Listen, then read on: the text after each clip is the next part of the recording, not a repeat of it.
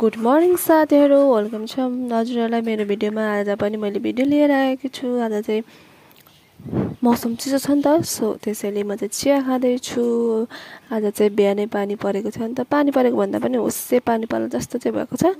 अनि आज मेरो खाना पकाउने टर्न छ, सो मैले चाहिँ अघि आलुहरू सब्जीहरू सबै काटिसकेको थिएँ नि त। अनि आज मौसम चाहिँ यस्तो छ, मौसम चाहिँ बिहानैदेखि चिसो छ नि त, धुम्मेर पानी पर्ला जस्तो भएको छ, तर परेको छैन। गर्मी छ।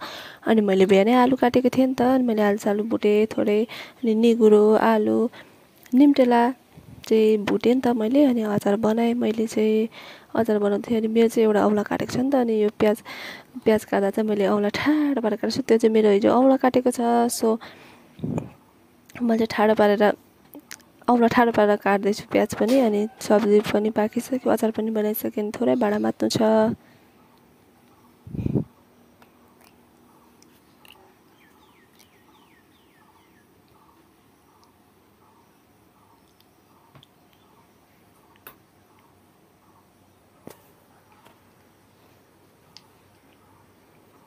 अनि मैले भाँडा पनि माझिसकेँ। अनि खाना पकाएको थोरै फोडाहरू थियो नि त, त्यो सफा गरेँ। अनि खाना पनि बसाएँ होइन। आजलाई यति नै, बाई बाई साथीहरू।